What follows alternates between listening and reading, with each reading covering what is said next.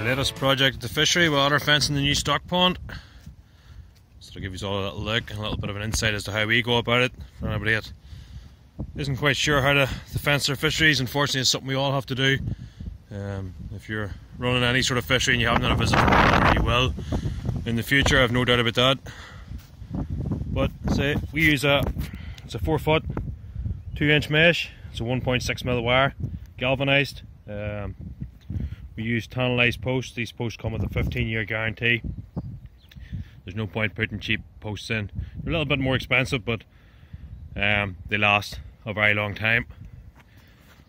Then a lot of fisheries will put, and I've seen a lot of otter fencing done where they have an overhang at the top to stop anyone climbing over. I actually make my overhang out of electric.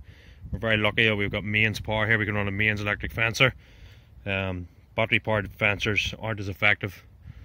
They're not strong enough. Once the battery goes weak, they aren't putting out the same output, and it can also takes very little to earth them out. Where the mains fencer, I've actually seen the mains fencer, you know, in the past, maybe the wires got pushed out or something, especially when we use the chicken wire in other places, touching it and it direct earthing, and it's still putting power through. So it's definitely if you have access to a mains electric fencer, what we do is we bring the wire up, as you can see, and we fold it out at the bottom, about a foot out. So we're 3 foot high here, with a foot at the bottom as a skirt. That'll stop anything digging down and anything trying to poke in underneath. And what we'll do is we'll peg this in. I generally just make pegs out of any old bits of scrap, anything at all, bits of piping, basically anything we can come across. Just bend them in a U shape and drive them down in, and that just pins that down in. This part of it's already done. This is day one. I'll start this part tomorrow. This part's already done with the sheep wire, so this will be nice and strong. We'll just put the mesh up against it. As you can see, we've got on well today.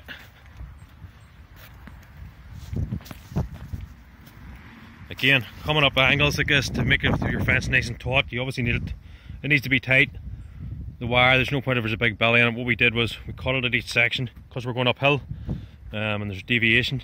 We cut it at each section to get the angles right, so that there wasn't a big belly on it. If you just tried to run this in one continuous run of fencing, you'd find that you'd get a big weak spots in it, big bellies in it, where it would be loose. It's very hard to get tightened. The stone's only there temporarily. Coming to a corner, as I guess, it's a shallow corner. We've been able to put two insulators to give it a little bit more strength. As you go around the corner, obviously you're putting a lot of pressure on the wire on the insulators, so it pays to use those. That's the stock pond question that we built recently. Hopefully you've seen. Managed to get this all leveled up too. Now we're finished in this area with the digger, with this all sewer next to wild frog seeds, a mixture of wild grasses. See some of those. So that'll look nice when it comes. Again, starting to go downhill, same thing, same problem. We had to cut each section just to make, again, just double it up to make sure we get a nice taut fence, nicely sealed. Then we've run barbed wire along the top. That just stops anybody climbing on, leaning on top of it, pushing the wire down. What I'll do is, in an odd place, we'll attach these together with a piece of wire. That'll keep everything nice and taut. And then what we intend to do is, obviously we haven't finished this corner, we'll fence this in along to our original fence that runs along the edge of the fishery. This is obviously Willow Pond, and then we have the main lake below. So, say we have a little overhang here. That was mainly for the chickens, not for otters. It was in case a fox would come along and try and jump over into the pen. We put this little overhang to stop that, so we'll just tie into that. Because this bank's quite high, obviously they have more chance of jumping over. But the otter's sort of first instincts to push its way in and nearly bully its way in, so that's why the electric works so well. This fence will be coming down. We'll let the chickens run this area eventually. That's it for day one. We'll get started again in the morning. We'll see what tomorrow brings.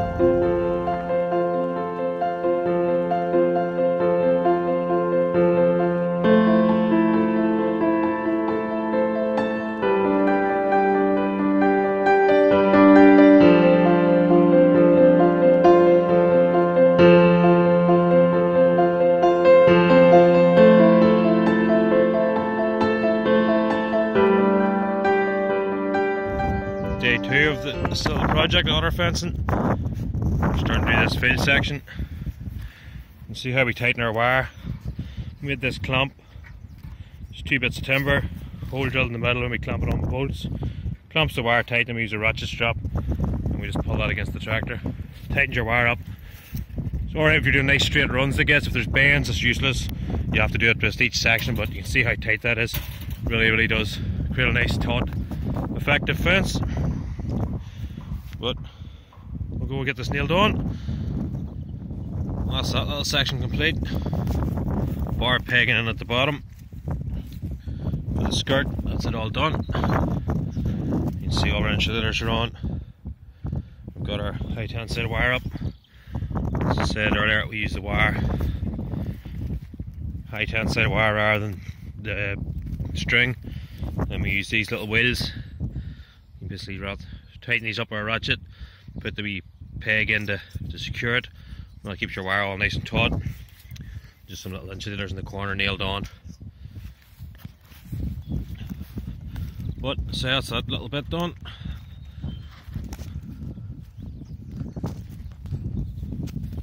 Again, as I was talking about with the 2 insulators in the corners, we use double them up just because there's a lot of pressure at this point. You see the wires pulling. There's one I find they tend to break. Again, back around the opposite end, it's our gate into the yard. So again, same thing again, just nailed on. This little thing I made for rolling the wire out. You can't buy things for doing it, but I found in the past, the first time I ever used this wire, I just tried to roll it out by hand, and it just went everywhere. As soon as you let go of it, it springs back, and it's a disaster. It wraps up and you can never get it unrolled properly. So I made this. This is actually out of an old clothesline, believe it or not. That was scrap. I cut the ends of it and made these little brackets and put them on. All I do is unbolt one here, take it off, fold it back, and that allows me to put a new roll on. It's just sat on top of an axle stand that it'll spin. It takes a couple of people to do it, but it makes life a lot easier and costs nothing. This little bit's done too. Still to get this electric wire put in this section. That's it. This bit's complete. And then when we're finished, just for easy access, at the moment we've left this off, but once they're finished, then we'll nail this on, tighten the last little bit up, we'll put some barbed wire along the top here too, again like we did in the rest of it, and I'll stop again and everybody leaning on it. So that's it for today. We'll see what tomorrow brings.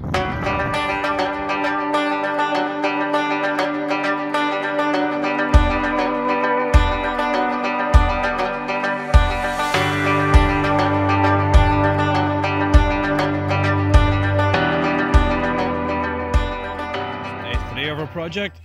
We got this corner all finished up. You can see. Continue that little overhang.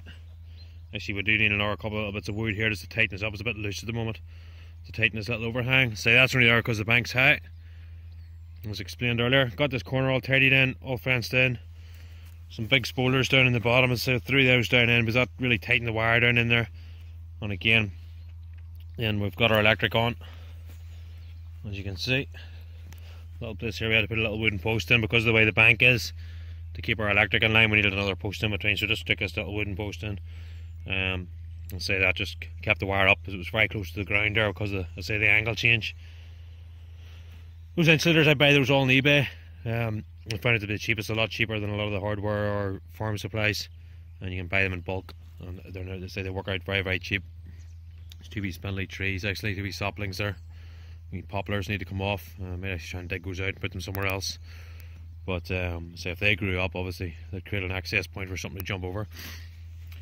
But we got all that done. We've got it all pegged in.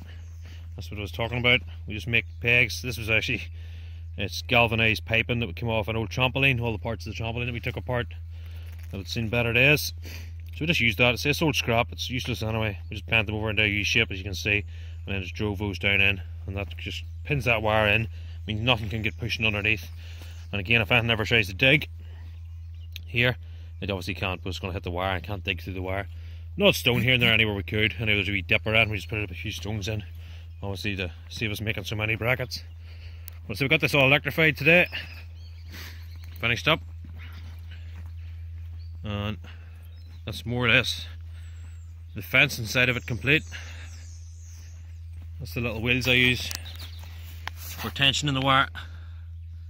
Again, you can buy those online or buy them from any sort of good farm supplies.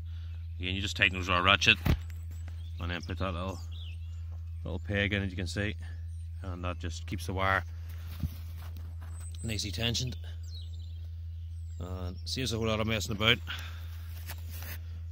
Again, you can see everything's connected together, everything's live. So that's it all done. She put an north strand of barbed wire along the top here, again just to keep that fence a little bit higher and stop anything from, or anyone from climbing over it. Our daffodils out. Definitely springs. If it's not here, it's not going to be long. So hopefully these little projects will keep somebody or help somebody out who's maybe trying to do one of these things or trying to set up an otter fence. You can see the corners what I was talking about there with the double brackets. If we only had a single bracket here, we'd have a lot of tension on it. It would just bend. So we put the double on and say it keeps it right. This is all done now, with this little section all complete as well, right back towards the farm. Here I've used, again I've improvised with no run out of what they call lead out cable. You get like an insulated cable that obviously takes fence from the fencer to the wire, or again through joints and things like that, but I actually ran out. Rather than go and get a bit, I just decided to put it through a bit of old hose pipe. Again, these are little plastic sort of box section. It was an old sprinkler system that we used. We actually used these around the main lake. Part of the main lake was still fenced with electric. We have to get it, it's going to be all done with mesh too this year hopefully, but we actually use these as the poles for the electric, and just cable tied it to it, and it's worked very, very well. But just in here where the posts are, you see where we've tied this in, these corner insulators as such to start us off. We just stuck this in just to keep everything off this mesh and stop anything earthing out. Again, along here I've just put some old flags, old bits of stones, some little curb stones and things like that, just stuff that was sitting about, but say bits of flags and stuff. Some will actually come out of the rubble that was here for this lane. Again, it was very, very stony here, well, as you can see. It was very, very hard to get, or it's going to be very hard to get any sort of pegs down in. So we decided to use that. And again, it's round the back, nobody's going to see it. It's out of sight as such. But instead I'll just keep the bottom again pinned down. Again, once the grass grows and once the sort of soil, I'll say, starts to knit together, and the grass knits together through the bottom of it, it will it'll stop it hadn't been able to crawl under it anyway, or push under it. And that's coming from our fencer units, to say, in this white box. Again, we've run a lead out cable, so say which is this little black cable here. You see it's insulated, comes in the box. So this was where it originally attached here, so I've none left, but say we just put a bit of wire on and screwed it on, and then once I get some of this, we'll take this off obviously and leave this section insulated out to the fence. But with this come down tomorrow, we're going to move this gate. You see this gate's hung on the inside. Move it to this side of the post and put another sort of gate post in here, and then that'll mean we'll close this section here off where you see the chickens coming in and out along here, and that'll mean that we'll take this down. The chickens will be able to run right up around here. We'll say it's not about the chickens, it's more for the otter problem that we have, or have had in the past.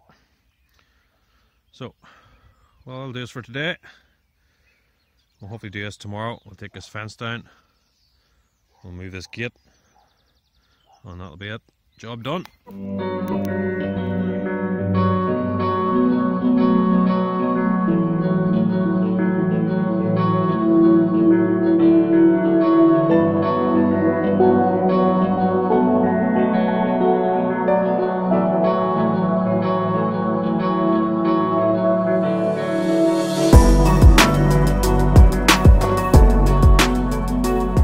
That's day 4. We're almost finished. We've got our fencing all done. You can see right the way around. We got our old fence took down today and opened up, so the chickens can now come the whole way up around here, as you can see. We've got plenty of room. But so that fence came down. We've got our pipe installed as well. That's the overflow I was talking about.